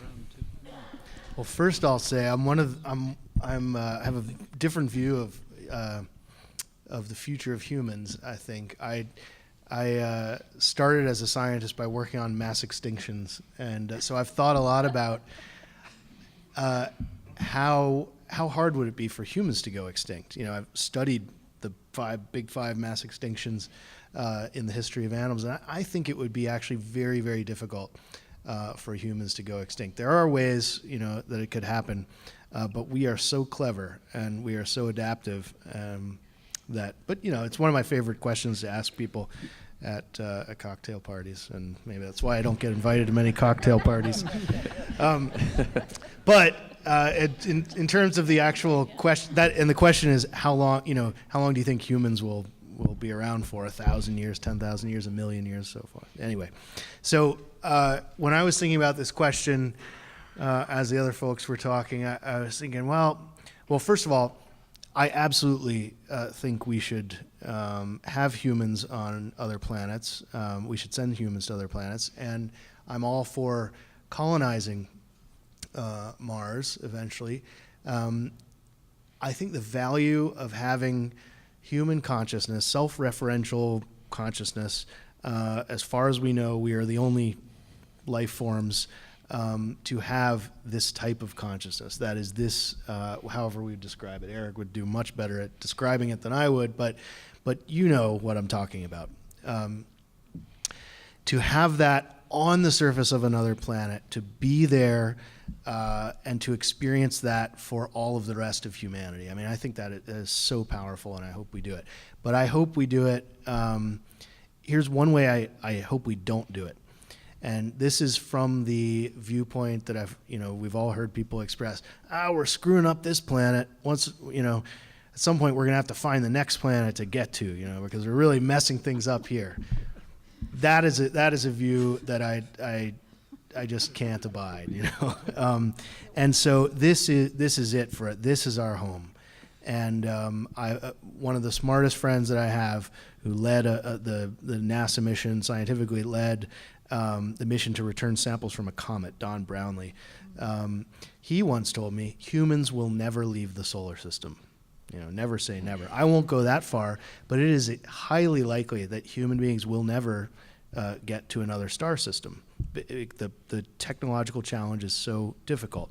I think it's possible, but anyway, with that in mind, and then also that Earth is likely to be by far the most habitable planet that has ever existed and will ever exist in the solar system, in our star system, kind of no matter what we do to it. It is a much better place for us to live and for life to thrive than any of these other planets. So I spent way too much time talking on the preamble, so I'll just give you my 3 C's that tell you the way I hope we do it. One is with curiosity. Okay, so as we do this, I think we should do it with curiosity. We should be doing this scientifically and aesthetically, and we should be doing it with style and grace. And the second one is courage. This is going to be a very tricky business, getting humans to Mars and back safely. And if we're serious about it, we have to realize that it's likely to go badly at certain times. And this has been the history of exploration as long as there have been humans. When the bravest of the group, the craziest of the group maybe, set off onto the horizon where there's you don't know what you're going to find on the other side. We've got to be willing to lose a few if we want to do this, and we won't have trouble finding people who are willing to make that sacrifice. But we have to be ready for it. The third one is compassion, and this gets to planetary protection. But so I think we need to do this with a compassionate, from a compassionate point of view. But I think the doing of this leads to compassion. And I think that humans, it is such a difficult technological problem to get humans to another planet. We can only do it, I think, we can only do it right in partnership, in international partnership. And having humans from different nations cooperating on enormous projects like this in a way that doesn't involve warfare and violence, I think only leads to good things. And then to go beyond that, I think we just have to do it with a sort of planetary scale compassion for the place that we're going to, and we need to not destroy it as we get there. All right. So indeed, perhaps a bit more optimistic.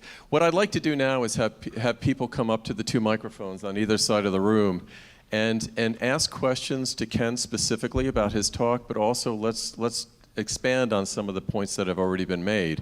And while people are coming up, the one thing that you all hit upon is this notion that we should. And what you didn't really hit upon is who's going to do that? Who's going to police this? Who's going to control this? We as a planet don't have a history of cooperation amongst different countries and amongst different groups. And so the agencies can be monitored by their governments, but we have a growing, stronger private sector with Elon Musk and others who operate under a different set of rules. Where does this coordination come from ultimately? Anybody can take the mic. Yeah, just to weigh in on the planetary protection issue, no matter where you're launching, you have to launch with the approval of the launch authority in your nation. Right. And it's the nations of the world that have signed on to the 1968 Outer Space Treaty. And it's the 1968 Outer Space Treaty that contains the foundation language that underpins the planetary protection protocols that we develop. And those are developed in the international framework under the rubric of an organization called COSPAR. Right. So this is an inherently international and treaty-bound obligation. And so even though these are commercial entities, they are still governed by the laws of their nation, and their nations have committed to that international. And this is a treaty without deadline. So yes, this is the a only exception would be a treaty. rogue nation or a rogue organization that would go outside that framework. That's right. There's always the potential for abuse and ignoring the law, but right. that's the law as we currently have it.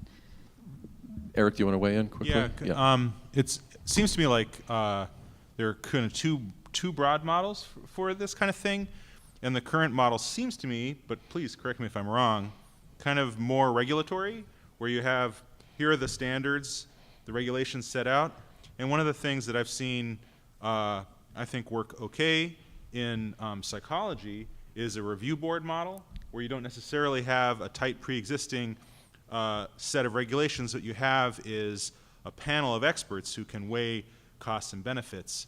And one advantage of that kind of model is that, as you learn information and as you might have a quickly evolving situation, you can have experts that are assessing the relative costs and benefits and risks of different approaches.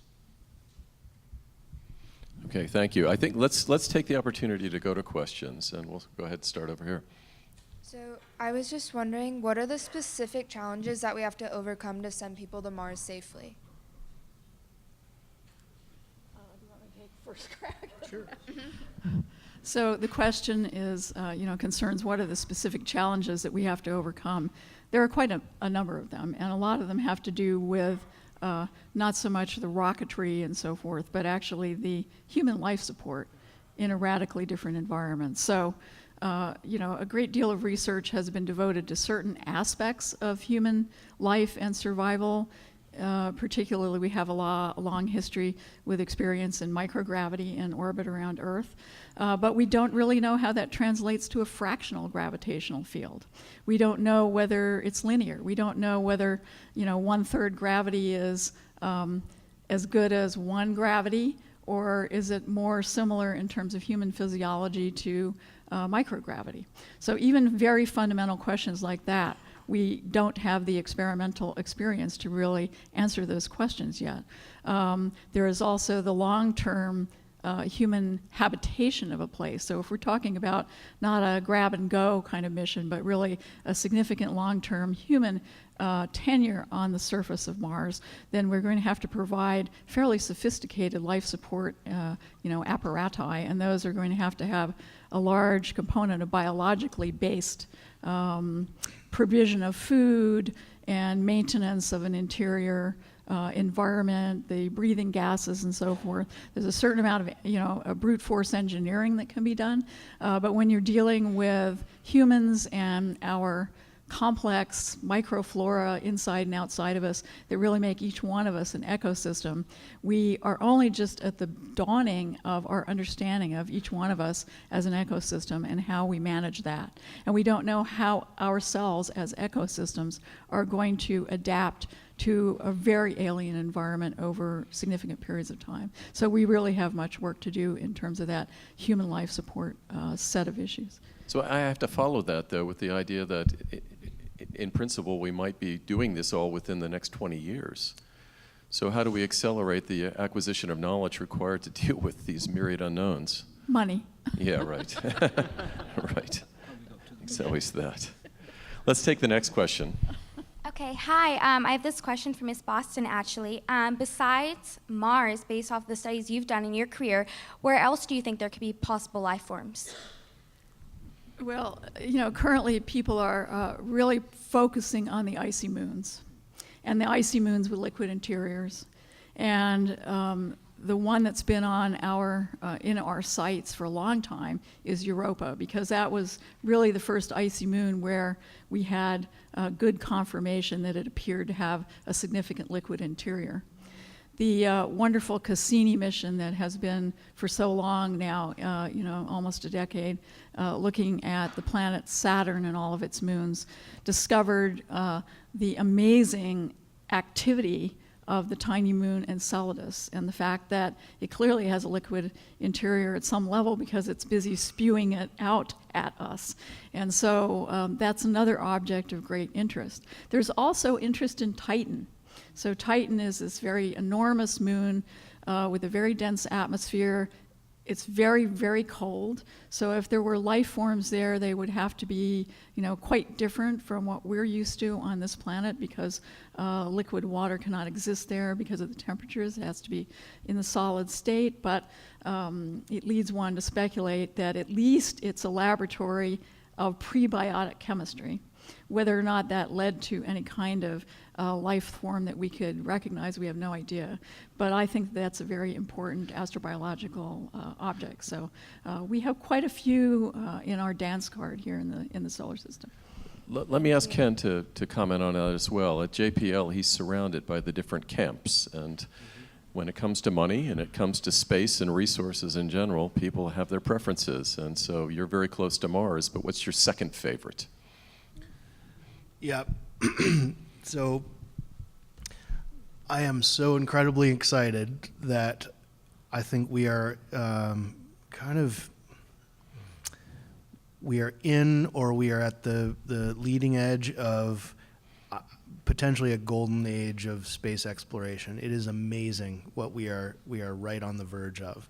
And the three things that are most exciting to me are Mars sample return, for the reasons that I stated. That's really what will allow us to understand the history of Mars in a way that we can never do, really, with robots alone on the surface. Second of all, is Europa. Getting onto the surface of Europa. Enceladus is also incredibly exciting.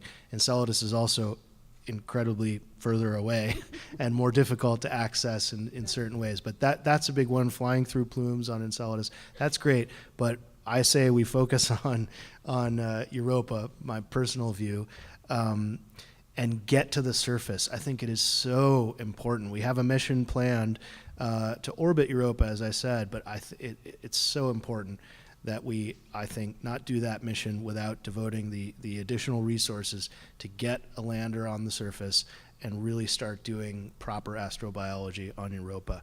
And to a lot of people, we have this thing called the Decadal Survey, where the National Research Council gets together and gives NASA advice on what they should do over the next decade. And it is a process that's full of high political hijinks and scientists battling each other for limited resources. And there is often a battle, it seems, between Mars and the outer planets, Mars and Europa, Mars and Enceladus, Mars and Uranus, you know.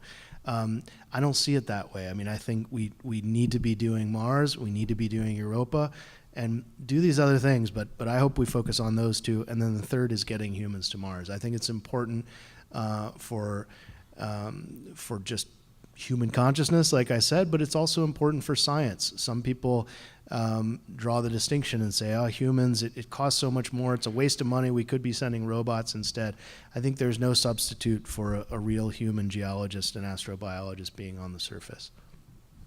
Chris, you wanted to comment? Yeah, just an anecdote, and it's the point of the anecdote is all of us don't be afraid to speculate. Brother Guy Consolmagno, he's a Jesuit brother. He's the director of the Vatican Observatory. His sphere is planetary system. For his thesis way back in the 70s, he was modeling the icy moons. And so tucked away in his thesis is this idea that there's might well be life under the surface of Europa. There were all the wrong reasons, but the instinct was wonderful. Keep speculating. Fantastic. Let's take another question. This is kind of building off the previous question.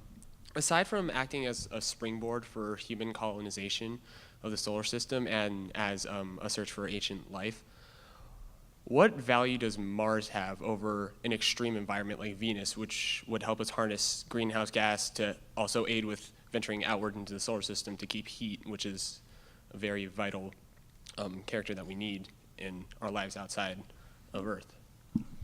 I don't think it's an either or, and I think that there's a strong sentiment, certainly I have it, and I think a number of other astrobiologists do, that Venus is an extremely important target for astrobiology because it did not take Earth's path, and because it is a planetary body that's very similar in mass to ours, but it had a very different history.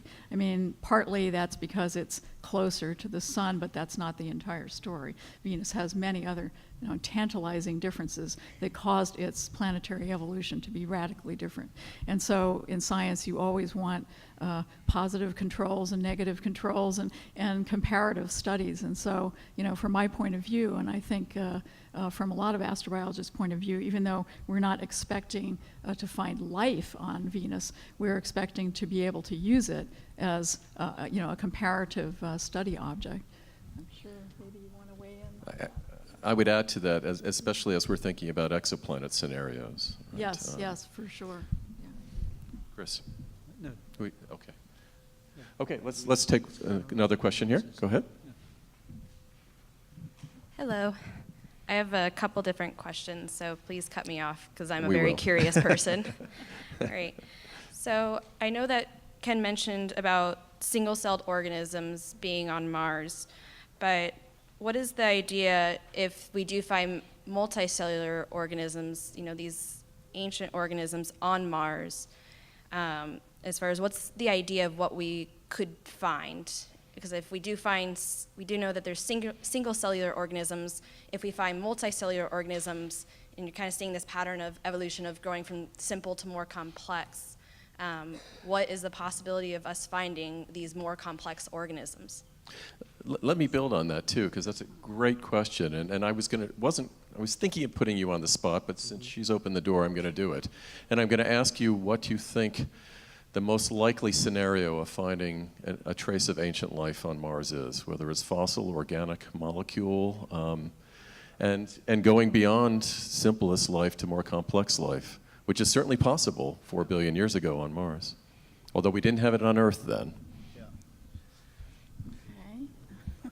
Do you want to go first? Yeah, go ahead. Let Ken go first. Sure. Yeah.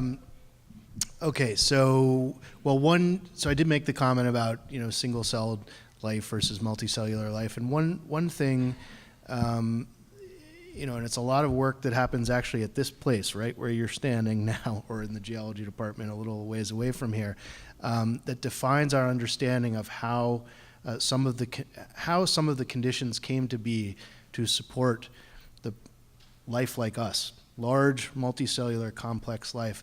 And one of the most important things, maybe the most important thing, was having oxygen, free oxygen present in the atmosphere, because metabolism that involves oxygen enables an amount of energy to be used by an organism that is large enough to have it get big and multicellular and complex. We know that happened on Earth, but it took a very long time for it to happen.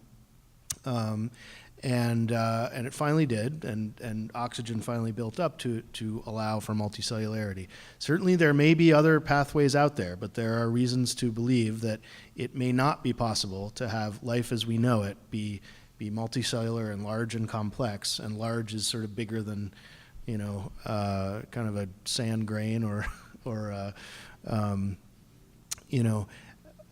as far as a single cell without free oxygen. And we think that Mars lost its atmosphere very, very early, and we doubt that it had significant free oxygen in its atmosphere, but we don't know. I mean, we're at a very early stage of understanding the most basic history of Mars.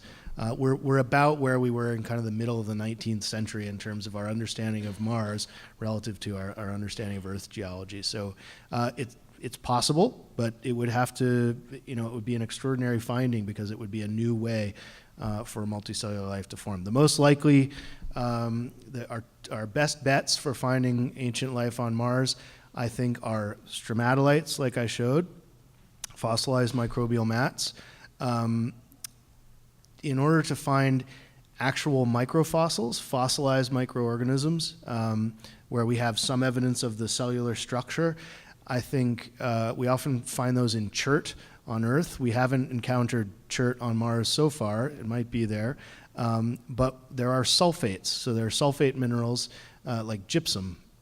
We have found those, and we know on Earth, gypsum crystals can preserve microbial fossils, bacterial fossils, with their cellular structure intact. So finding gypsum is a potential route for microfossils. And then those microfossils, the putative microfossils that I showed right at the end, they're controversial now because they're this great claim of the oldest fossils, and those might be fossils, they might not be, but there are other things that are younger than that look remarkably similar. That method of fossilization is something that absolutely could exist on Mars. Iron oxide minerals, we know, are all over the place on Mars, and iron oxidizing bacteria, if you had to choose one kind of metabolism for Mars, it might be iron oxidation, and that, those are the organisms that produce those structures. So, Penny, did you want to comment quickly on this? I saw you reach for the mic. Yeah, I think that one of the profound questions that your question brings up is that we don't really know why it took so long to get apparent multicellular complex life. We have theories about why that was, and various geological, epochal triggering mechanisms that we're pointing to. But we're essentially, looking at the history of Earth, and we should not be deluded into thinking that just because that certain pathway happened here, that it might not be a different cadence on another planet. I think that you can make first principles arguments that there are good reasons why you would have a very long period of, microbial life before you actually ever triggered larger scale life. But, we really only have an n=1 at this point, and so we don't really have that insight yet. So I would be cautious about, conclusions. Chris? Reminds me, of course, this caution and learning. The assumption we're finding all these planets around other stars now we're finding that it used to be the hot Jupiters, the big ones, that are just because of the selection effect of the way we were searching. Now Earth-like planets are so common. And so we go back to Enrico Fermi's question, why are we alone? Why haven't we been visited if the life is teeming there in the universe? And so this sort of question, as you bring up on Mars, what are the conditions for multicellular life? I think is a vital one as well expressed. So, yeah, great question. I often like to challenge audiences to get a measure of the degree to which they will be excited. And I'm optimistic that these headlines will be run, and it will be methane detected in an atmosphere that with a 90% certainty is related to biological activity. If we're very lucky, it'll be a microfossil from Mars, almost certainly bacterial, prokaryotic. The sorts of things that are depicted in the movies and in conversations that you might see in popular media are not the sorts of things that we're mostly doing. And so are you all prepared to be excited about methane or a microfossil? Yay, methane. I am. Okay. I And kind so of want part to of be what you have to I want do to is- say boo, actually. So, like, yeah, I Eric wanna is going tease you a little bit to, about you're going to boo. Well, so you were saying, Ken, like, consciousness is exciting. You want to put consciousness on Mars. Like, consciousness is what's exciting. This person's asking about multicellular organisms. That's what's exciting. Microorganisms, well, they're kind of cool. But as you're giving your talk, I'm thinking, like, man, 1 billion-year-old evidence of microorganisms that died 1 billion years ago. Like, I don't know, is that exciting? Is it worth all this effort for Well, that? I mean, Dude, you're 90% microbes. Yeah, exactly. Seriously, But at I least think my you should microbes are be alive. very That's right. excited about it. Maybe even more for Eric, I have to say. Well, I can give you a sense of how it occurs to me. Absolutely, I spoke a lot about. I kept using the word consciousness. Consciousness is what's exciting to me, but even more, consciousness, as far as we know, is an emergent phenomenon of complex life, which itself is an emergent phenomenon of microbial life, which itself is an emergent phenomenon of planetary chemistry, as far as we know. Okay, so I've been driven and inspired to do the kind of work I do because I've wanted, since I was a kid, somehow to understand the fundamental nature of life in the universe. Life. Just if you think, when we say that word life, if you sort of meditate on it quietly for a little bit, what does that mean to you? What is life? I mean, it gets to it. It's effectively, it's a scientific question, but we haven't understood the origin of life. We don't know how to actually make life in a chemistry lab today. It borders absolutely on a spiritual question, and to many, many people, it's purely a spiritual question. It's a metaphysical question, maybe. I mean, I pursue it scientifically, but many people pursue it in a different way. It's that big of a question. We don't understand it yet. What is it? What is life?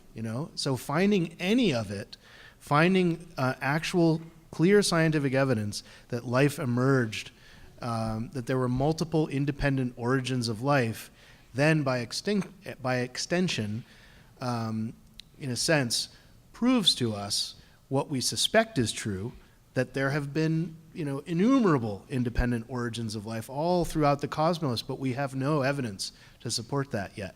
So the smallest, tiniest, most boring microbe, that's why it's exciting, because it is an independent potential origin of life that could somewhere else lead to something like us that is conscious and potentially could communicate with us someday. I would echo that because if you run the tape elsewhere and you end up even with microbial life and then you multiply it by the maybe 10 to the 20 habitable planets that may exist in our universe, then it opens up the possibility that this is going to play out many different times in many different ways. And so it would be nice to see that Earth is not unique in that regard. And Earth is perfectly designed in so many respects for the development and preservation, the sustainability of life on a planet. But with 10 to the 20, there have to be others. And so we'd like to see that evidence. I'm going to take just 2 more questions. I'll go over here and then over there. And Can then I just make a comment real quick? Yeah, go ahead. Sure. Thank you for answering my question, but also giving me more questions to think about. Okay, so let's do just 2 more, and then and then there'll be a more informal opportunity to come up and speak with the panelists and with Ken specifically. There is also a raffle. For those of you who have stuck around, you may be rewarded with a prize. So let's take the question over here. Hi. So I have a question for Ken, and it goes into the study of the microorganisms that you're trying to find on Mars.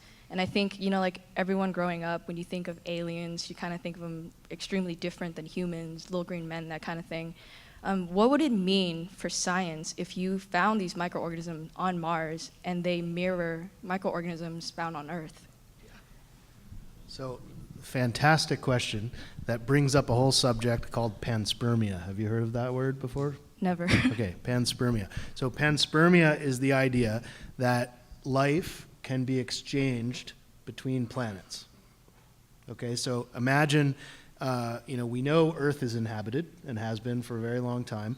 Imagine a giant rock came from space, as we know happened when the dinosaurs went extinct. So let's just call it that rock. Let's say that giant rock that came in when the dinosaurs were just about to go extinct, landed in the ocean, smashed into rocks and sediments there at the bottom of the ocean that were full of life. And I talked about life that lives in the subsurface, life that lives inside rocks in little fractures.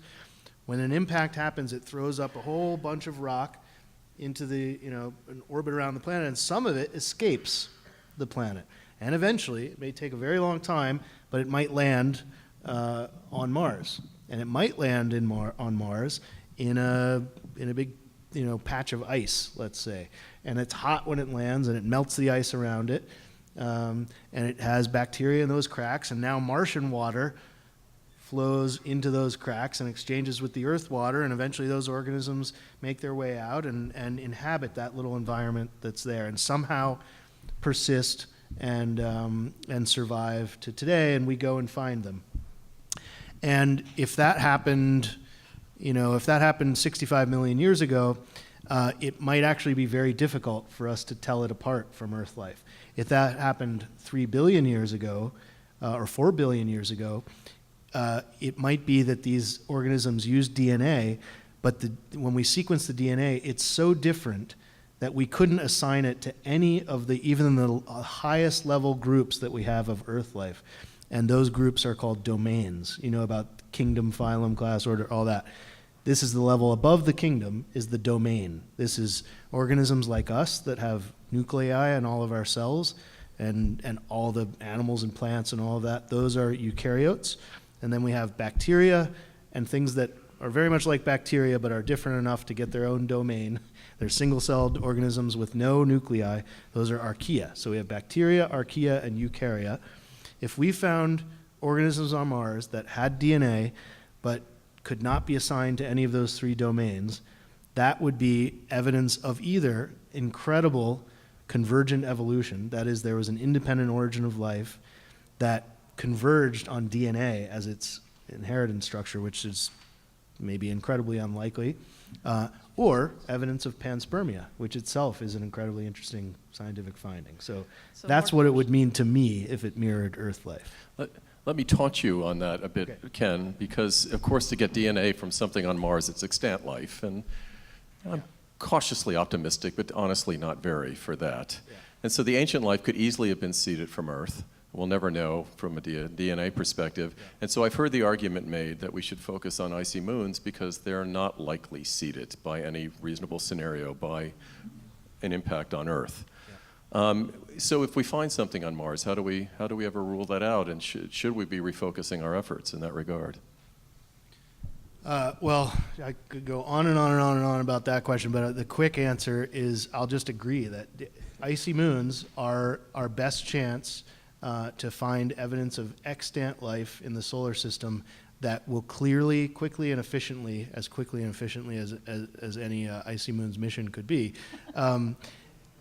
quickly and efficiently close that question and say there was an independent origin of life elsewhere in the solar system.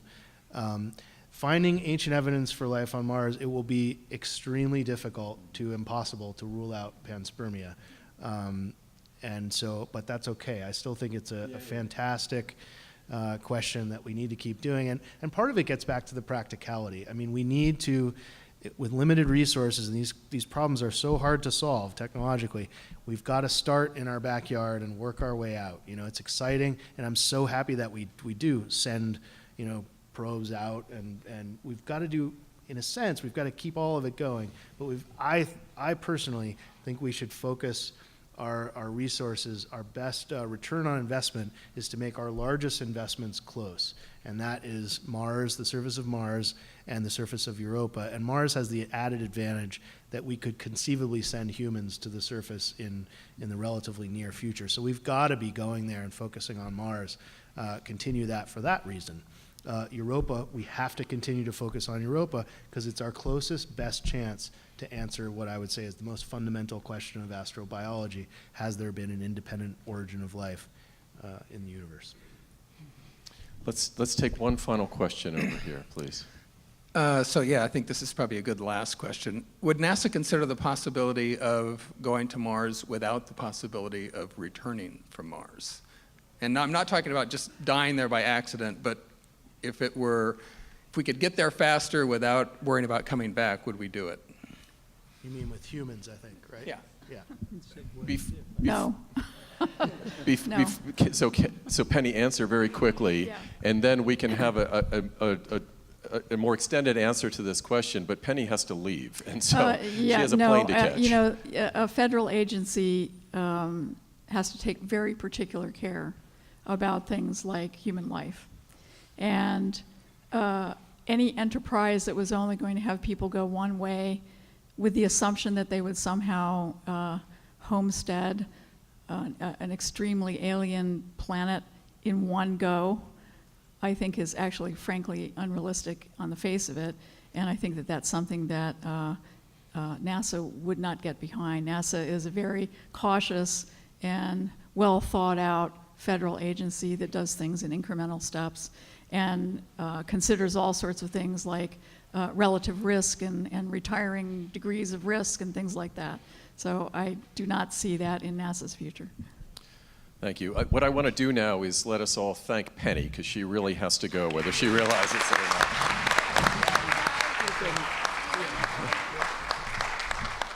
Bye, Penny. Thank you. It was a great visit. So I'll let others weigh in on that, and then we'll do the raffle, and then there'll be the opportunity to come up and actually what we'll maybe do is go to the table outside in the entryway and let you meet these folks and ask your questions up close and personal.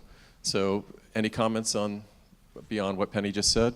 I'll just say, totally echo what Penny said. I don't see NASA doing that, and I personally don't think NASA should do that. I think it's irresponsible for the United States government to engage in a mission like that directly. However, commercial operations, personally, this is not at all having to do with anything with my NASA affiliation here.